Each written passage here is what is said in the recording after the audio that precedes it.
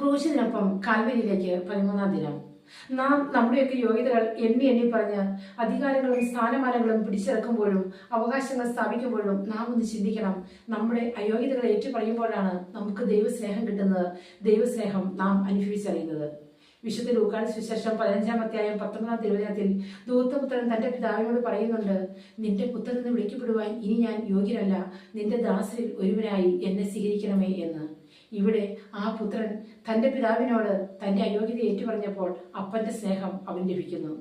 വിശുദ്ധ ലൂക്കായുടെ സുവിശേഷം 7-ാം അധ്യായം 1 മുതലുള്ള തിരുവചനത്തിൽ ശതാധിപന്റെ ഭക്തിനെ സുഖപ്പെടുത്തുന്ന മനോഹരമായ ഒരു സംഭവം നാം കാണുന്നുണ്ട്. ആ ശതാധിപൻ ദൈവത്തെ ഏറെ സ്നേഹിച്ചിരുന്നു.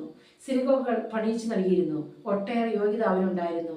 ഈ യോഗ്യതകളൊക്കെ ഉണ്ടായിട്ടും അവൻ അയോഗ്യനാണെന്ന് വിചാരിച്ച് മാറി നിൽക്കുകയാണ് ചെയ്യുന്നത്.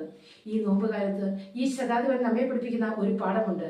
യോഗ്യതകൾ ഒട്ടേറെ ഉള്ളപ്പോഴും മാറി നിൽക്കുമ്പോഴാണ് ദൈവസ്നേഹം നമ്മെ തേടി വരുന്നത്. നമ്മുടെയൊക്കെ ജീവിതത്തിൽ നമുക്ക് സ്ഥാനമാനങ്ങൾക്കും അധികാരങ്ങൾക്കും വേണ്ടി യോഗ്യതകൾ എണ്ണി എണ്ണി പറഞ്ഞ് അത് പിടിച്ചിറക്കിക്കൊണ്ടിരിക്കുന്ന ഈ കാലഘട്ടത്തിൽ യോഗ്യതകൾ ഒട്ടേറെ ഉണ്ടാകുമ്പോഴും യോഗ്യതകൾക്കപ്പുറം അയോഗ്യത നടുവിൽ അനുഗ്രഹം നിറഞ്ഞ ദൈവസ്നേഹം അനുഭവിച്ചറിയാൻ വിശുദ്ധ ലൂക്കായുടെ സുവിശേഷം 15-ാം അധ്യായം 19-ാം തിരുവചനത്തിൽ ധൂർത്തപുത്രൻ പറഞ്ഞത് നാം മറക്കരുത്. നിന്റെ പുത്രൻ എന്ന് വിളിക്കപ്പെടുവാൻ ഇനി ഞാൻ യോഗ്യനല്ല, നിന്റെ ദാസരിൽ ഒരുവനായി എന്നെ സ്വീകരിക്കണമേ. ഈ അയോഗ്യതയിൽ നിന്നുകൊണ്ട് നമുക്കും ദൈവസ്നേഹം അനുഭവിച്ചറിയാം. സ്തുതിയായിരിക്കട്ടെ.